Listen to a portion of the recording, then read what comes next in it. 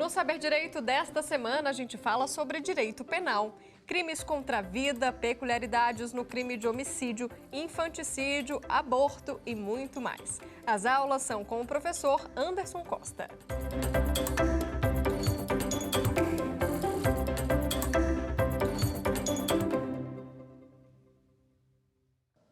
Prezados espectadores, é uma enorme satisfação estar aqui com vocês hoje para dividir e partilhar um pouquinho do nosso lindo, do nosso maravilhoso direito penal. Meu nome é Anderson Costa, sou professor universitário em cursos preparatórios também em direito penal e processo penal. A minha missão hoje aqui é bater um papo com vocês sobre as peculiaridades de crimes que correm sob o rito do Tribunal do Júri. Nessa nossa primeira aula, a gente vai falar um pouquinho sobre a teoria do crime, lembrar alguns conceitos lá do fato típico, ilícito, culpável, os elementos de cada um dos elementos que compõem o crime e depois falar um pouquinho das excludentes de cada um, bem como da questão de regime atinente a cada crime que nós temos no Código Penal e também bater um papo sobre benefícios despenalizadores. Porque quando a gente entrar em cada um desses crimes, a gente vai perceber se cabe ou não aqueles benefícios que constam lá da Lei 9.099 de 95 em crimes tão graves como os crimes dolosos contra a vida. Então, vamos começar a nossa aula que hoje o tempo corre. Pessoal, sobre a teoria do crime, nós sabemos que majoritariamente o judiciário tem adotado a teoria tripartida, considerando que crime é fato típico, ilícito e culpável. Ou seja, nós temos os três elementos que compõem o crime hoje no ordenamento jurídico. Quando a gente fala em fato típico, nós temos a questão da conduta humana voluntária, o resultado, o nexo causal e a tipicidade. Ou seja, são quatro elementos que compõem o fato típico. Quando a gente diz que o crime, para existir, e existir o fato típico, o primeiro elemento sendo a conduta humana voluntária, nós temos a questão do dolo ou a questão da culpa. Para ter crime tem que ser um ser humano agindo conscientemente. E aquela consciência ou é voltada para produzir um resultado lesivo, nós temos aí o dolo direto, ou se assume o risco na produção daquele resultado lesivo, o dolo eventual, ou o agente ele não quer o resultado e nem assume o risco, mas ele viola um dever de cuidado objetivo, seja pela imprudência, seja pela negligência ou seja pela imperícia. Nesse sentido, quando falamos de crimes contra a vida, nós temos os dolosos contra a vida que vão para o Tribunal do Júri e no meio deles nós temos o homicídio culposo, que não é doloso contra a vida. Por essa razão, ele não vai para o Tribunal do Júri. Perfeito? Então, quando a gente age com culpa, ou seja, ele dirige ali mexendo no celular, falando no WhatsApp, ou por negligência ele deixa de fazer algo que ele deveria fazer e isso ocasiona a morte de alguém, nós temos aí a culpa na sua conduta. E a culpa não gera a questão da vontade de produzir aquele resultado. Por essa razão, o agente que produz um resultado culposo gerando a morte da vítima não vai para o Tribunal do Júri, e sim para a vara criminal. Nós iremos mais à frente bater um papo mais minucioso sobre essa questão. Mas, quando a gente fala do fato típico, lembrando, conduta humana voluntária. O que isso quer dizer? Um animal bravo, por exemplo, que se solta da coleira e corre atrás de alguém, ele não pode gerar conduta humana voluntária. Por essa razão, o animal jamais, em hipótese alguma, será sujeito ativo de um crime. Contudo, pode um ser humano utilizar de um animal como meio e incitá-lo para atacar outro ser humano. Observe que nessa perspectiva, sim, o animal, apesar de estar sendo utilizado, não é o autor do crime, e sim o outro ser humano que o manipula. Nesse sentido, sim, existe uma conduta humana voluntária que pode gerar um resultado lesivo. Nós temos que entender qual é a vontade do agente. Ele quer lesionar ou ele quer matar a vítima usando aquele animal, usando aquela faca, usando aquela arma, aquele revólver? Nesse sentido, se ele tem a vontade de matar, ele tem o que a gente chama de animus necandi, né? Que é a vontade de ceifar a vida de outra pessoa. Nessa perspectiva, se o agente age imbuído da vontade de matar e ele consegue chegar ao seu resultado lesivo, nós temos o crime na forma consumada. Então, quando se consuma o crime? Quando a gente quer o resultado, busca aquele resultado e aquele resultado é alcançado pelos meios que ele emprega na consumação delitiva. Beleza, pessoal?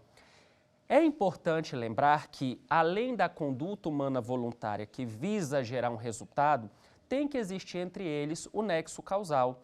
O nexo causal é o elemento que liga a vontade do indivíduo ao resultado para fins de imputação do delito.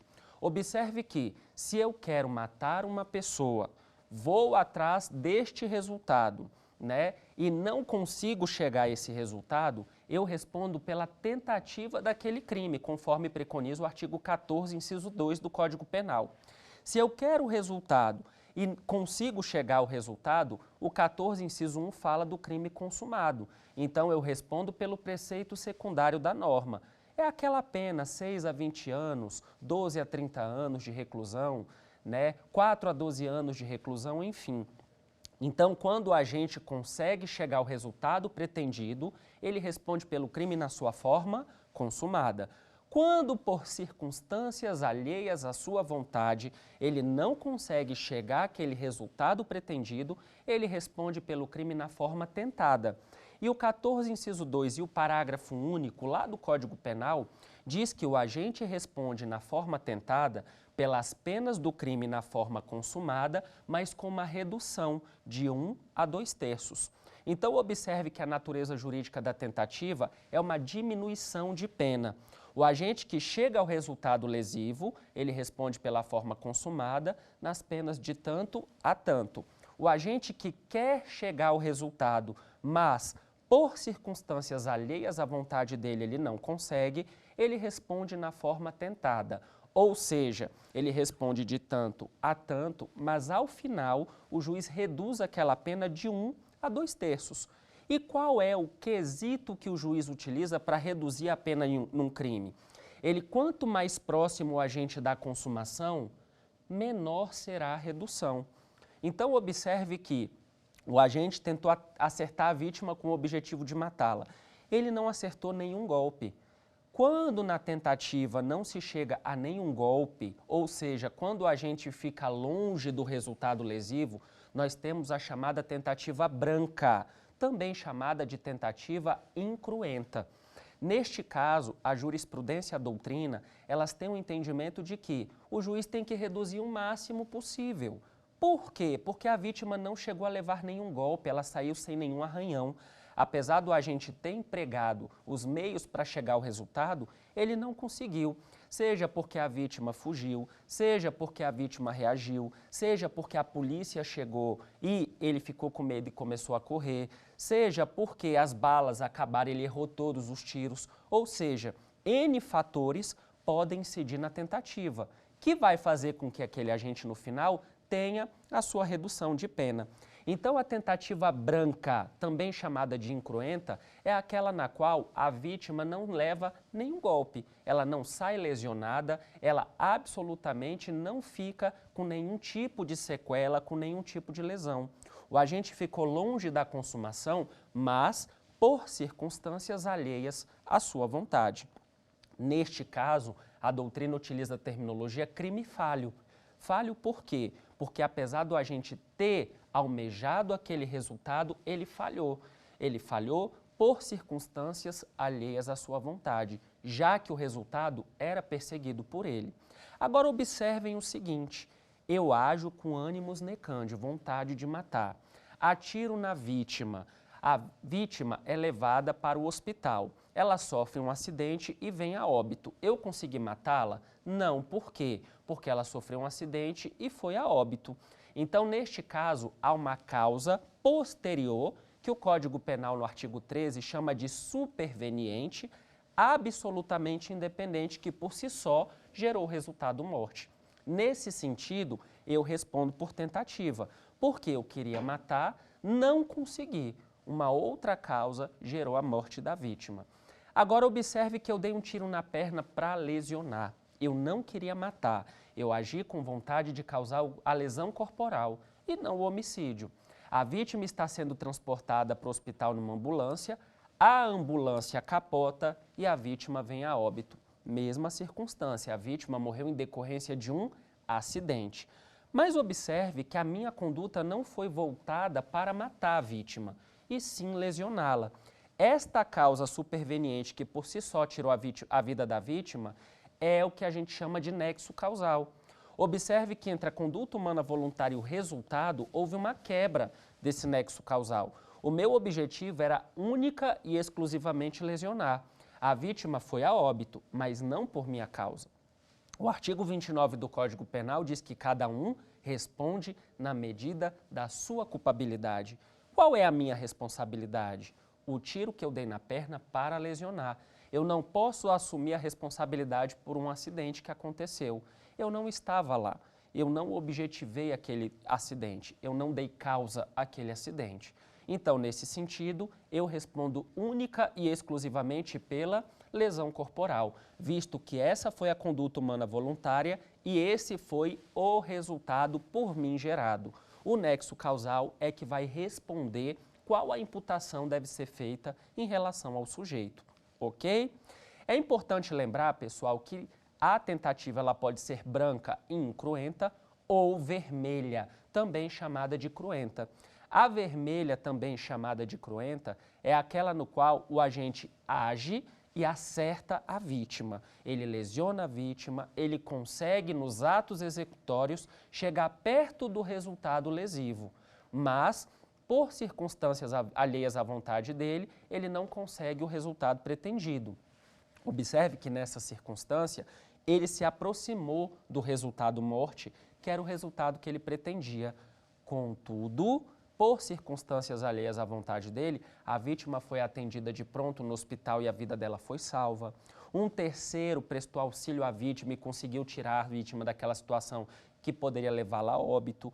Então, neste caso, nós temos a chamada tentativa vermelha, que é aquela tentativa com sangue, também chamada de cruenta, que lembra aquela carne crua, vermelha, que lembra efetivamente a aproximação com o resultado lesivo. Beleza? Então, essa questão do crime consumado com o crime tentado vai se relacionar com a conduta humana voluntária, o resultado pretendido pelo agente e o nexo causal que liga um crime e o resultado pretendido. Lembrando que, havendo quebra desse resultado por qualquer circunstância, nós temos que observar qual a intenção do agente. E cabe salientar que crimes culposos não admitem tentativa. Por que eles não admitem tentativa? Porque o agente não quer o resultado e nem assume o risco. Aqui nós temos uma imprudência do agente.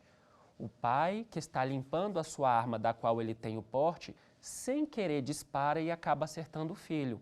Ele não queria aquele resultado e nem assumiu o risco. Foi uma imprudência dele limpar a arma com uma criança próxima. Nesse sentido, ele não podia tentar chegar àquele resultado, já que não era algo que ele queria e muito menos algo que ele pretendesse alcançar. Então, nesse sentido, a tentativa não é possível nem em crimes culposos e nem em contravenções penais, conforme determinação da própria Lei de Contravenções Penais. Joia? Ainda o que é importante mencionar em relação à teoria do crime. Quando a gente fala em crime, nós temos o iter criminis, que é o caminho percorrido pelo agente no crime que ele almeja praticar. Nesse iter criminis, nós temos a cognição, a preparação, a execução e a consumação. A cognição é o ato de pensar em cometer um crime. Observe que nós não estamos falando de uma fase punível. O agente não é punido por pensar em cometer uma conduta delitiva. A pessoa está com muita raiva da outra e ela pensa em xingá-la, ofendê-la. Ela não pode ser punida por crime contra a honra por ter pensado em xingar a outra. Uma pessoa pensa em agredir outra. Ela não pode ser punida pelo fato de ter pensado sem ter exteriorizado o seu intento, a sua vontade. Então, a cognição, ela não é uma fase punível.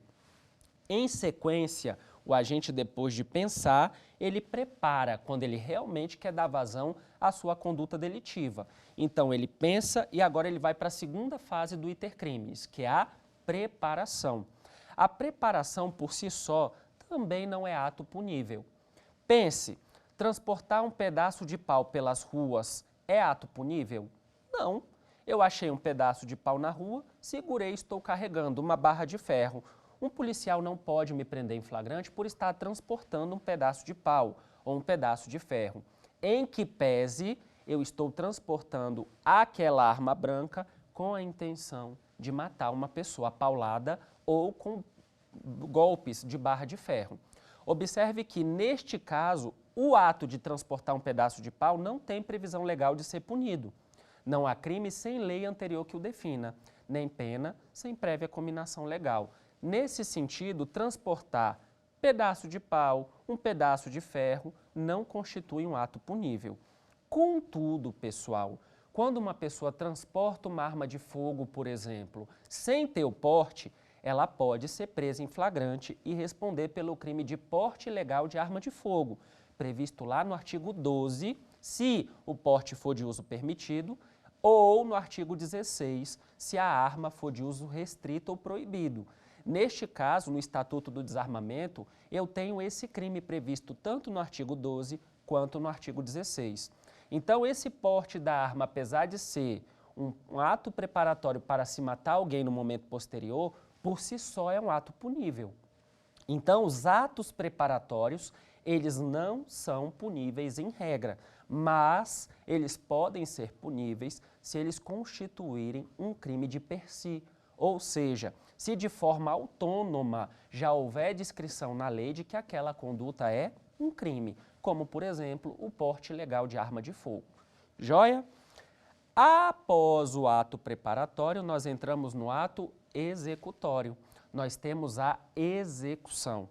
A execução no iter criminis é quando a gente pratica os atos para chegar ao resultado lesivo. E aqui interessa demais para a nossa aula. Quando o agente se dirige a uma determinada finalidade, mas, por circunstâncias alheias à sua vontade, ele não consegue chegar àquele resultado, ou seja, você quer praticar o crime? Quero, muito. Por que você não conseguiu chegar ao resultado? Porque algo me impediu. Ou seja, quero, mas não posso. Tentativa. Nós temos uma causa de diminuição de pena. Agora, quando o agente dá início aos atos executórios, dentro da fase de execução, mas durante os atos executórios, ele desiste voluntariamente, ou seja, eu posso continuar, mas eu não quero continuar, nós temos aí um instituto da desistência voluntária, prevista no artigo 15 do Código Penal. O artigo 15 do Código Penal diz que quando o agente quer, mas voluntariamente desiste de praticar os atos para chegar àquele resultado, ele responde somente pelos atos já praticados. É a famosa teoria da ponte de ouro. Por que ponte de ouro? O agente é recompensado de uma forma muito valiosa. Observe que ele queria praticar um crime de alta gravidade, mas ele desistiu voluntariamente e recuou. Ele chegou para matar a vítima. Deu um tiro na perna para a vítima não correr. A vítima caiu lesionada. Quando ele foi atirar na cabeça da vítima, ele falou: eu não vou te matar, eu não quero mais. E vai embora. Houve aí o que a gente chama de tentativa abandonada, que é sinônimo de desistência voluntária. O agente foi e recuou. Então, observe que nessa perspectiva, ele vai responder somente pelos atos praticados, quais sejam o crime de lesão corporal.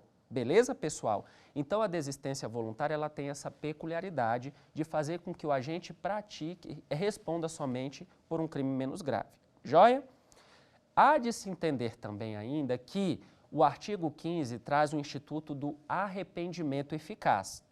O arrependimento eficaz já é uma outra perspectiva. Por quê?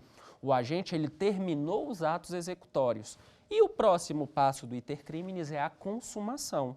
É ele fechar com chave de ouro o resultado que ele pretendia.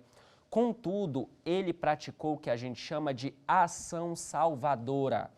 Ele interviu, ele evitou o resultado, ele fez algo para salvar a vítima. Então a vítima estava baleada, estava agonizando, ele colocou a vítima no carro e a vida da vítima foi salva. Observe que nessa perspectiva, o agente também não responde pela tentativa. Também temos a teoria da ponte de ouro. Ele responde pelos atos já praticados. Ambos os institutos estão no artigo 15, ou seja, beneficiam o agente de uma forma muito valiosa, ao ponto de ele estar respondendo por um crime muito grave na fase executória, mas por ter desistido dentro da execução ou por ter se arrependido e praticado uma ação salvadora, ele deixa de responder por tentativa daquele crime e passa a responder somente pelos atos que ele praticou anteriormente. Então, essas teorias são muito aplicadas dentro do crime de homicídio, que é um crime que a gente vai estudar muito hoje. O agente ele quer matar, mas ele se arrepende ou ele desiste. Esse arrependimento tem que ser eficaz e essa desistência tem que ser voluntária. Nesse sentido, nós temos a tentativa abandonada. O agente não responde pelo crime na forma tentada. Joinha, pessoal? E, por fim, nós temos o Instituto do Arrependimento Posterior, no artigo 16 do Código Penal. O arrependimento posterior já é trazido aí com o nome de teoria da ponte de prata. Por quê? Porque ele não afasta o crime. O agente responde sim pelo crime que ele queria, mas a sua pena é reduzida.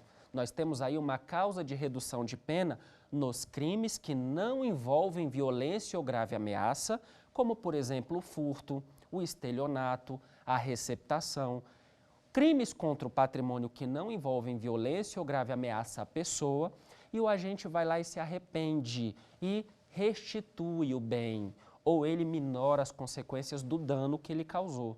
Beleza? Então, o arrependimento posterior é um instituto que se dá após a consumação.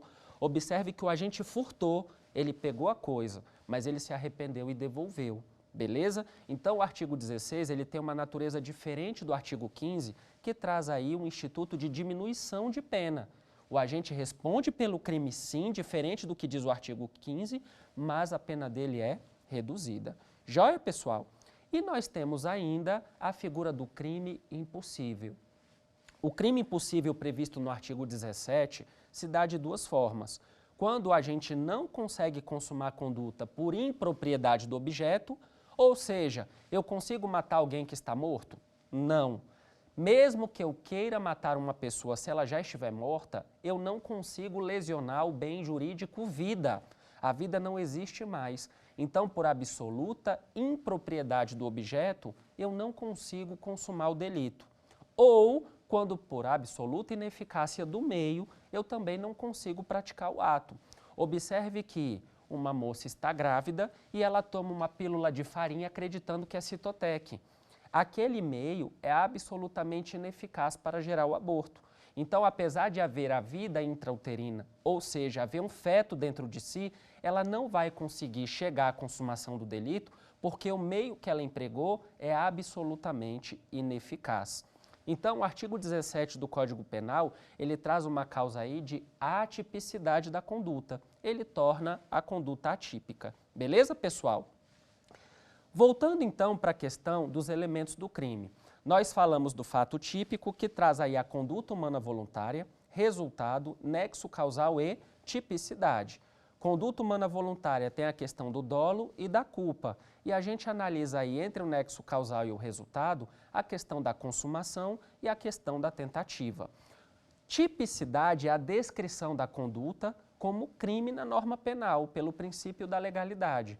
Não há crime sem lei anterior que o defina, nem pena sem prévia cominação legal.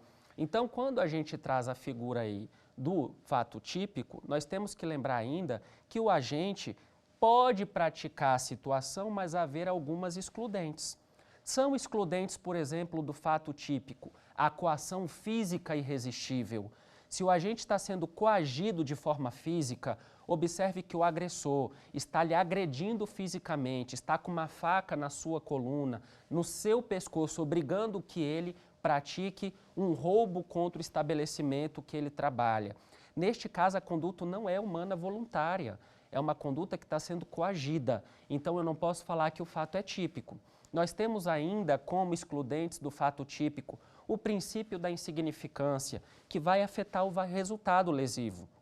Quando a gente fala em princípio da insignificância, conforme aí trazido pelo Supremo Tribunal Federal, nós temos 4 requisitos. MARI, mínima ofensividade da conduta, ausência de periculosidade, reduzidíssimo grau de reprovabilidade social e inexpressividade da lesão. Então, por exemplo, nos crimes contra o patrimônio, quando não há uma qualificadora no crime, quando não há uma reprovabilidade social alta naquela prática de conduta, quando é inexpressiva a lesão do bem, quando o efetivo resultado é inexpressivo frente ao direito penal, nós temos ali uma questão de atipicidade material da conduta. Apesar de formalmente haver a subtração, materialmente aquele resultado é tão insignificante que afasta-se o fato típico. Nós temos ainda como afastamento do fato típico o erro de tipo, quando ele é invencível, também chamado de excusável. Já caíram diversas provas, por exemplo, situações em que uma pessoa sai com uma menor de 14 anos acreditando que ela é maior pelas circunstâncias. O rapaz conhece uma moça numa balada que só entram maiores de 18 anos. Eles conversam, batem um papo e decidem ir para um motel. Alguém pede identidade de alguém em festa, em balada? Até porque essa obrigação é da portaria. Não entram em baladas noturnas pessoas menores de 18 anos. E aparece aquela moça com um corpo de mulher, com uma bebida alcoólica na mão, o cara conversa com ela, os dois vão para o motel. E depois da relação sexual ele descobre que ela era menor de 14 anos. Responderia ele por estupro de vulnerável? Não. Por quê? Porque elementar do tipo menor de 14 anos, ele não tinha consciência. Ele acreditava que ela era maior de 14 anos. Então nós temos aí uma figura que recai sobre elemento do tipo, que é o chamado erro de tipo. E o erro de tipo afasta o fato típico. Ok, pessoal? E partindo para a análise agora, lembrando que existem diversas outras causas que afastam o fato típico, tá? Nós temos aí, como já dito, a coação física irresistível, o princípio da insignificância, o princípio da confiança nos crimes culposos, quando o agente pratica todos os elementos e a vítima é que viola um dever de cuidado objetivo, nós temos aí a questão da culpa exclusiva da vítima, o princípio da adequação social. Existem N situações que afastam o fato típico. Quando a gente faz uma análise da ilicitude, nós temos um comportamento que agride o ordenamento jurídico. É um comportamento proibido. Matar alguém, subtrair coisa alheia móvel, enfim, todos os crimes são comportamentos que ofendem o ordenamento jurídico. Então, observe que quando uma pessoa ela pratica um fato típico, mas naquela circunstância o Estado permite que ela haja, nós temos uma excludente de ilicitude, também chamada de excludente de antijuridicidade. Então, exemplo, uma pessoa ela está sendo injustamente agredida. Alguém, de forma injusta, parte para cima dela com o objetivo de matá-la. E ela usa um único meio disponível capaz de repelir aquela injusta agressão, seja a direito seu ou a direito de um terceiro. Ela está agindo em legítima defesa, que nos termos do artigo 25 pode ser usar os meios moderados e proporcionais para repelir injusta agressão a direito seu ou de outrem, né? Injusta agressão atual ou iminente, ou seja, aquela que está acontecendo ou que vai acontecer naquele momento. Nós temos um clássico exemplo aí, por exemplo, do atirador de elite. Ele está em cima de um prédio com a mira no sequestrador. O sequestrador a qualquer momento vai matar a vítima. E no momento em que o atirador de elite percebe que o sequestrador vai matar a vítima, ele atira para salvar a vida da vítima. Ele agiu em legítima defesa de terceiro. Ele não agiu em estrito cumprimento do dever legal. Não existe dever legal de matar no Brasil. Não existe a figura do carrasco. Então, se ele matou, foi para salvar uma vida. E aquela vida que ele salvou está incluída no Instituto da Legítima Defesa. Ok? Da mesma forma, uma pessoa pega um pitbull e corre atrás de mim para o cachorro me atacar. Para me defender do ataque do ser humano que está instigando o cachorro, eu acerto o animal para que ele não me morda. Nesse caso, eu agi em legítima defesa. Por quê? O animal estava sendo utilizado como instrumento de um ser humano para me atacar. Então, neste caso, é legítima defesa. Mas se o animal se solta de uma coleira, por exemplo, ou começa a correr atrás de mim do nada no meio da rua e eu acerto o animal para que ele não me ataque ou ataque alguém que esteja próximo a mim, aí não é agressão, porque o animal ele não age de forma voluntária. A conduta dele não é humana voluntária. Neste caso, nós temos o Instituto do Estado de Necessidade. O estado de necessidade tem seus requisitos trazidos pelo artigo 24 do Código Penal e ocorre quando o agente, em situação de perigo atual, que ele não deu causa e nem de outra forma poderia evitar, sacrifica um bem jurídico, que tem que ser de menor hierarquia ou de igual hierarquia. Eu não posso sacrificar um bem de maior hierarquia e avocar estado de necessidade. Ok, pessoal? Então, observem que o estado de necessidade, ele vai acontecer quando há uma situação de perigo, enquanto a legítima defesa, ela vai acontecer enquanto houver uma situação de agressão. Joia? E, por fim, nós temos a culpabilidade, que traz aí 4 elementos.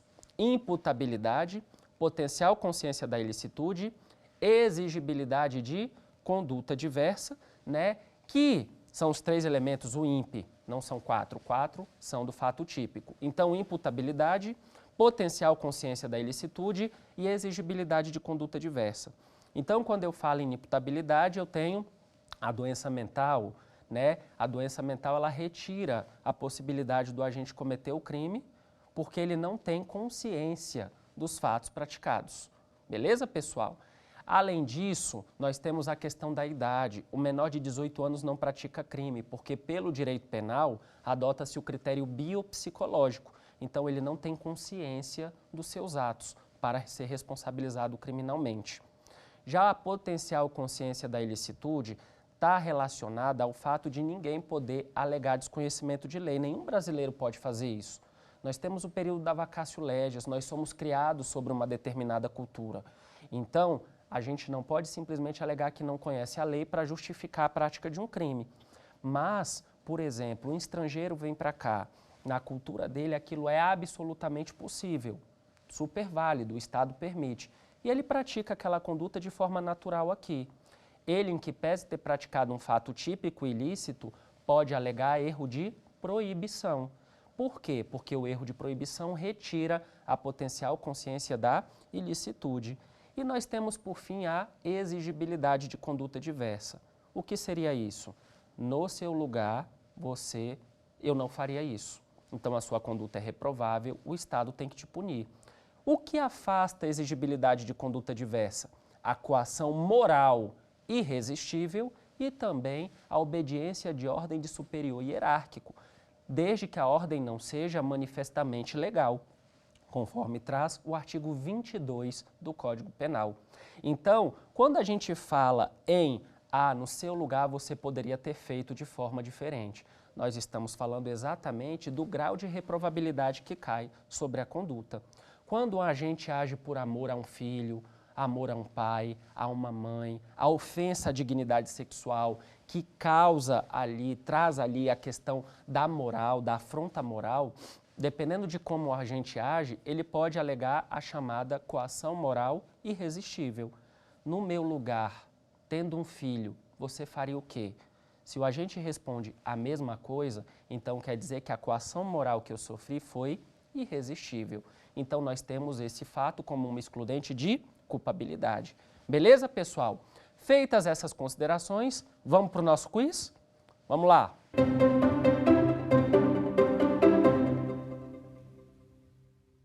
Leandro, almejando matar Samuel, lhe desfere 2 tiros.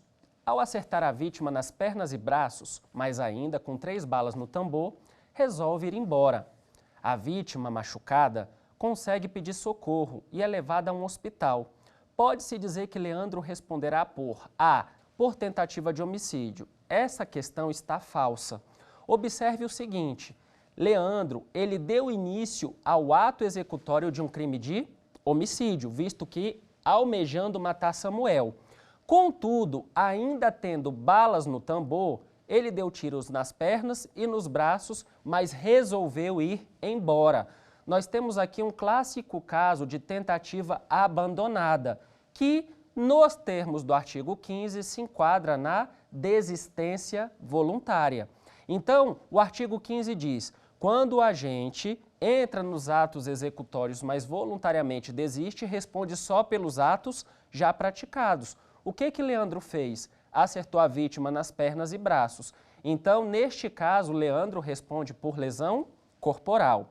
Mas vamos ver em qual alternativa se enquadra a conduta de Leandro. Letra B, lesão corporal por arrependimento posterior. Falso. Por que falso? Porque o arrependimento posterior, nos termos do artigo 16, só se aplica a crimes que não têm violência ou grave ameaça. Não é o caso aqui. Então, não há que se falar em arrependimento posterior. Até porque o arrependimento posterior, ele exige a consumação do delito. E, posteriormente à consumação, é que o agente se arrepende e restitui a coisa, minorando os danos causados. Letra C, lesão corporal por arrependimento eficaz. Não é arrependimento eficaz, por quê? Porque não foi Leandro que praticou uma ação salvadora para salvar Samuel. Ele alvejou a vítima e foi embora. Então, ele desistiu de prosseguir nos atos executórios. Então, arrependimento eficaz não é um instituto cabível à espécie.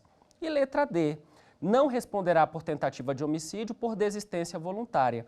Perfeito. Nós temos aqui a figura do artigo 15, que diz que o agente responderá somente pelos atos já praticados, ou seja, lesão corporal. A desistência voluntária, ela afasta a tentativa de homicídio. Nessa perspectiva, a alternativa correta é a letra D. Então, pessoal, observem que nas provas, nas bancas, essas questões são cobradas dessa forma.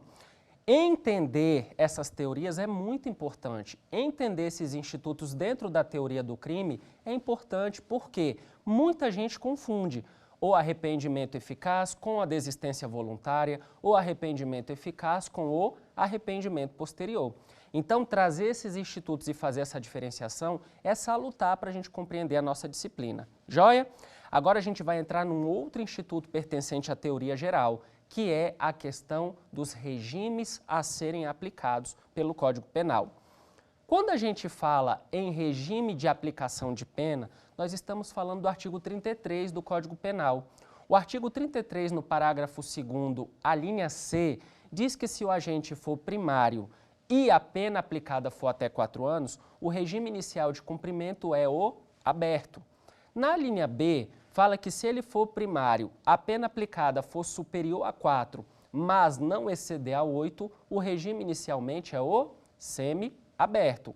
E nós temos na linha A que quando o agente for condenado a uma pena superior a 8 anos, o regime de cumprimento será o fechado inicialmente. Lembrando que o agente é viabilizado a ele a progressão de regime. Lá no artigo 112 da LEP, que é a Lei 7.210 de 84, o agente que cumpriu 1/6 da sua pena, tem bom comportamento, satisfatório atestado pelo diretor de estabelecimento prisional, ele pode progredir. Então, do fechado para o semiaberto, do semiaberto para o aberto. Lembrando que se eu estiver falando de crimes hediondos, eu tenho a previsão na Lei 8.072. Se o agente é primário em crimes hediondos, ele tem que cumprir 2/5 da sua pena. Se ele é reincidente em crime hediondo, ele tem que cumprir 3/5 da sua pena para progressão de regime. O que é importante quando a gente fala em progressão, pessoal? A Lei de Crimes Hediondos, no artigo 2º, ela trazia a previsão, inicialmente, de que a questão do cumprimento da pena em crimes hediondos seria em regime integralmente fechado. Isso foi declarado inconstitucional pelo STF, considerando aí que nós teríamos uma prisão perpétua.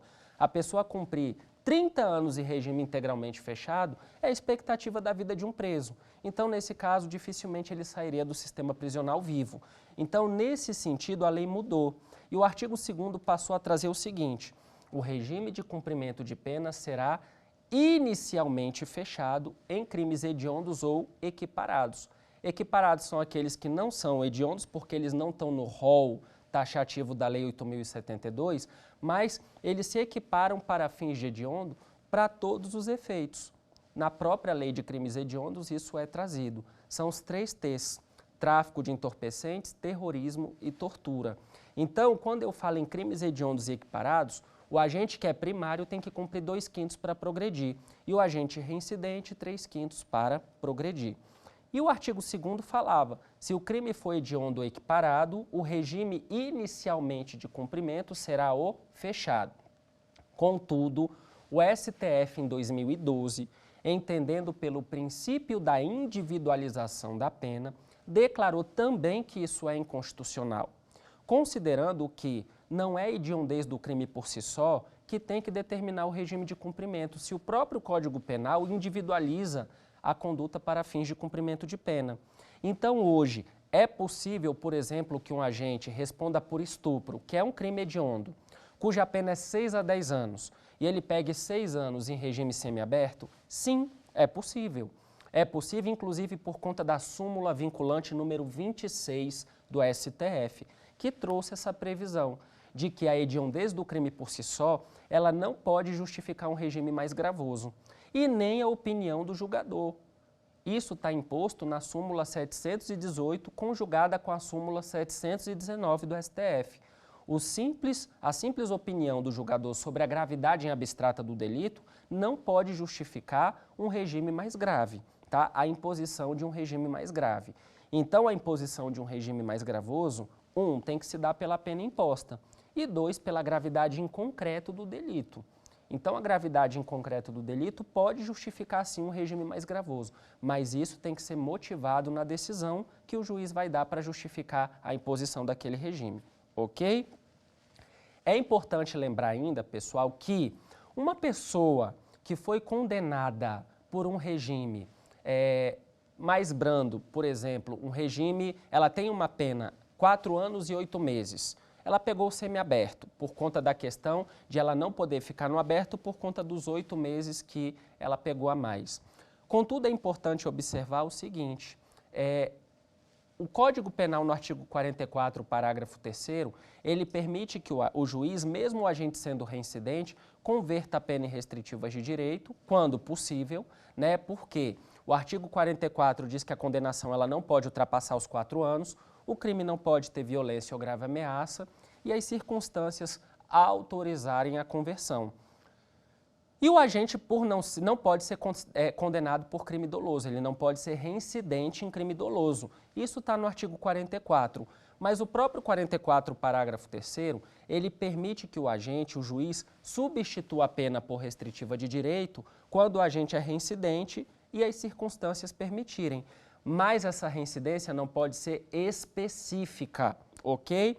O que eu quero dizer com isso? Uma pessoa que é reincidente, ela pode ter a sua pena convertida em restritiva de direito, ou seja, ela pode cumprir a sua pena em liberdade? Sim, pode. Apesar do 33, parágrafo 2º, a linha C, falar que o regime aberto exige que o agente seja primário, o próprio 44, parágrafo 3º, ele permite que o reincidente tenha a sua pena convertida em restritiva de direito se a reincidência não tenha se operado em virtude do mesmo crime. Então, um agente que foi considerado por furto e furto não tem direito, mas um agente que pegou um outro crime e agora está sendo condenado por furto, apesar da reincidência, ele tem direito à conversão. O 44, parágrafo 3º, autoriza que isso ocorra. E da mesma forma, pode uma pessoa reincidente começar sua pena em regime semiaberto? Por que eu estou fazendo essa pergunta? Porque o parágrafo 2º, a linha B do artigo 33, ele diz que para o agente ter direito ao regime semiaberto, ele tem que ser primário. E a resposta é sim, ele pode ter direito ao regime semiaberto, na medida em que a súmula 269 do STJ autoriza que ele tenha direito ao regime semiaberto. Então, o que a gente tem que tirar de lição disso aqui? Primeiro, crimes hediondos por si só não determinam o regime fechado. O que vai determinar o regime fechado?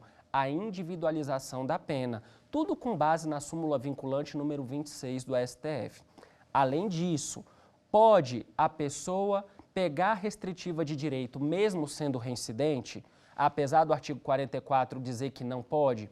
Pode, porque o próprio 44, ele diz no parágrafo 3º que se a reincidência não for em virtude do mesmo crime. Então, o 44, lá no inciso 2, diz que o agente não pode ser reincidente, mas o próprio parágrafo 3º diz que pode sim, desde que a reincidência não tenha se operado em virtude do mesmo crime. Então, o reincidente, ele pode ter sua pena convertida em restritivas de direito, conforme autoriza o próprio Código Penal. E a terceira observação a ser feita é que pode o reincidente começar sua pena em regime semiaberto, mesmo o parágrafo 2º, a linha B, dizendo que para ser semiaberto o agente tem que ser primário? Resposta, sim, e a fundamentação disso encontra-se na súmula 269 do STJ. Então, é possível, conforme previsão do nosso ordenamento jurídico. Ok, pessoal? Então, feitas essas considerações a respeito de cumprimento de pena, de regime de imposição de cumprimento de pena, a gente vai bater um papo agora sobre a questão de benefícios despenalizadores, focando especificamente em dois: transação penal e suspensão condicional do processo. Benefícios esses que muita gente acaba confundindo uma hora ou outra. Por quê? Porque ambos estão na Lei 9.099, mas só um deles se aplica a crimes de menor potencial ofensivo. Quando a gente fala em crimes de menor potencial ofensivo, nós estamos falando de crimes cuja pena máxima não ultrapasse 2 anos, conforme previsão do artigo 61 da Lei 9.099. Então, quando a gente vai, por exemplo, para o crime de calúnia, cuja pena máxima é 2 anos, para o crime de difamação, cuja pena máxima ali é 1 ano, para o crime de injúria, cuja pena máxima ali são 6 meses, ameaça, que também não tem a pena superior a 2 anos, entre vários outros que estão espalhados pela legislação, nós estamos falando de crimes de menor potencial ofensivo. São crimes que não são investigados por inquérito policial, eles são investigados por termo circunstanciado. São crimes que correm sob o rito da Lei 9.099, que é o rito sumaríssimo, né? Então, aqui sim temos crimes de menor potencial ofensivo. Esses crimes apresentam algumas peculiaridades, e 2 delas são a possibilidade do agente ser agraciado pela transação penal e pela suspensão condicional do processo. Quando eu falo em transação penal, eu estou falando de um benefício trazido pelo artigo 76 da Lei 9.099. O artigo 76 da Lei 9.099, ele diz que o agente que for primário, que não esteja respondendo nenhum outro processo criminal e que não tenha sido agraciado pela transação penal nos últimos 5 anos, pode ter direito a esse benefício. Observe, pessoal, que a transação penal só se aplica para crimes de menor potencial ofensivo. Ela só se aplica para crimes cuja pena máxima não ultrapasse 2 anos. E o que acontece nesses crimes? O Ministério Público, ele chama o rapazinho antes de denunciá-lo e diz: olha, você é primário, não responde a outra ação penal, o crime que você cometeu é de menor potencial ofensivo e eu quero transacionar com você. Eu quero fazer um acordo com você. Que acordo é esse? Você vai prestar serviços à comunidade, ou seja, vai ser imposta a você penas restritivas de direito, lembrando que não são penas porque a pessoa não é condenada. A transação penal não macula a sua primariedade, ela não é utilizada como maus antecedentes, ela não suja a ficha do indivíduo, ou seja, ele não queima o réu primário dele, mas nesse sentido, o que acontece? Ele presta serviços à comunidade, ele presta penas restritivas de direito e, cumprindo efetivamente essas obrigações, o Ministério Público não denuncia. O Ministério Público pede a extinção da punibilidade, tá? Então, neste caso, não há denúncia, não há ação penal. Então, nesse sentido, a transação é um acordo que é firmado entre o Ministério Público e o agente para que a denúncia não seja oferecida, desde que ele preencha os seus requisitos legais. Beleza, pessoal? Lembrando que a transação penal só cabe para crimes de menor potencial ofensivo. Nós temos um segundo benefício muito importante, que é a suspensão condicional do processo. Ela é prevista no artigo 89 da Lei 9.099. Só que, diferente da transação, a suspensão condicional do processo, assim diz o artigo, nos crimes abrangidos ou não por essa lei. Então, pouco importa se o crime é de menor potencial ofensivo ou não. Nesta perspectiva, o que acontece? O juiz vai observar, no caso o Ministério Público vai observar, se a pena mínima do crime é de 1 ano, se o agente é primário, se ele não responde nenhuma outra ação penal, também como na transação penal, e se ele também não foi agraciado nos últimos 5 anos pelo mesmo benefício. E não havendo nenhum impedimento, o que o Ministério Público vai fazer? Ele vai oferecer a denúncia, o juiz vai receber, vai citar o acusado, que agora deixa de ser mero acusado e vira réu, e neste caso vai haver uma audiência em que o réu vai dizer se ele concorda ou não com o benefício oferecido, tá? Os requisitos que estão no artigo 89, as condições que estão no artigo 89 são exemplificativas, né? O agente não se envolver em nenhum crime durante o período de prova, ele não se afastar da comarca por mais de 8 dias sem comunicar ao juiz, né? Não se mudar sem comunicar ao juiz também. Então, comparecer periodicamente em juízo para informar e justificar suas atividades. Na prática, muitas vezes o Ministério Público inclui a perda da fiança, caso ele tenha sido preso em flagrante e pagou fiança para responder em liberdade. Então, a perda em prol de uma instituição de caridade, por exemplo. Então, o rol de condições da suspensão condicional do processo é exemplificativa, não é taxativa, tá?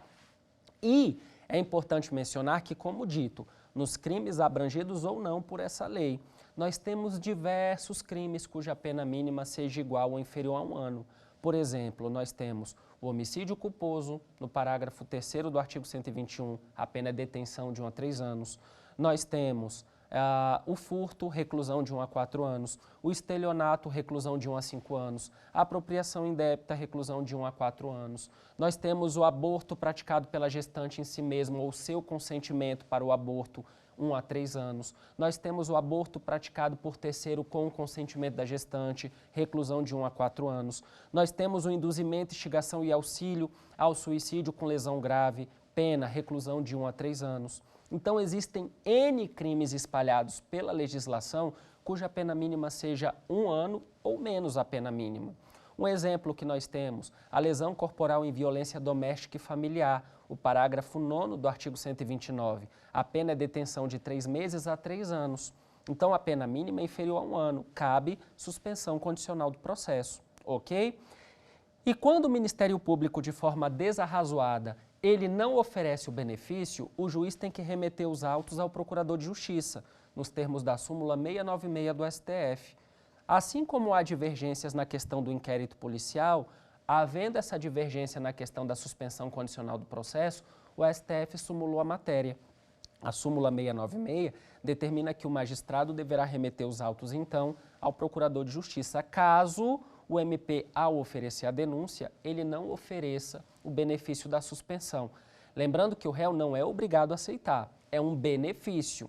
Ele pode não ter interesse e decidir ir para a instrução para provar a sua inocência, lutar pela sua absolvição. Mas caso ele tenha interesse em aceitar o benefício, o Ministério Público oferece, é designada uma audiência para essa finalidade. Cabe asseverar ainda que, quando o juiz desclassifica um crime lá na instrução para outro, a súmula 337 do STJ, aliada ao artigo 383, parágrafo 1º do CPP, permitem que, havendo possibilidade de proposta de suspensão condicional do processo, exemplo, o MP denunciou por um roubo, o juiz lá na instrução, exercendo a chamada emendatio libelli, entende que não é um roubo, e sim um furto. E na sua sentença ele desclassifica. Ao desclassificar o crime de roubo para furto, ele observa que a pena do furto é 1 a 4. Além disso, o réu é primário, não responde por outra ação penal. O que o juiz fará nesse sentido? Remeterá os autos ao Ministério Público para oferecer a proposta de suspensão condicional do processo. Lembrem-se que, assim como a transação, a suspensão condicional do processo é um benefício despenalizador. O nome do agente não vai para o rol dos culpados. O agente, ele não é visto com maus antecedentes, ele não perde a sua primariedade. Ok, pessoal? Então, nesse caso, o único efeito é que ele não tem acesso ao benefício pelos próximos 5 anos após cumprir as condições daquilo que ele passou, tá? Daquelas condições que ele cumpriu. Então, a transação e a suspensão condicional do processo, elas têm esse fator impeditivo de nos próximos 5 anos o agente não ter direito ao benefício. E cabe só salientar que na Lei Maria da Penha não se aplica nem transação penal e nem suspensão condicional do processo. Beleza? A própria lei traz a possibilidade de não incidir a Lei 9.099 aos crimes por ela regidos. Certo, pessoal? Quer dar alguma sugestão de tema para os cursos do Saber Direito? Então mande um e-mail para a gente, saberdireito@stf.jus.br, ou entre em contato pelo WhatsApp. O número é esse que aparece na sua tela. Você também pode estudar pela internet. Acesse nosso site tvjustiça.jus.br ou pode rever as aulas no canal do YouTube TV Justiça Oficial.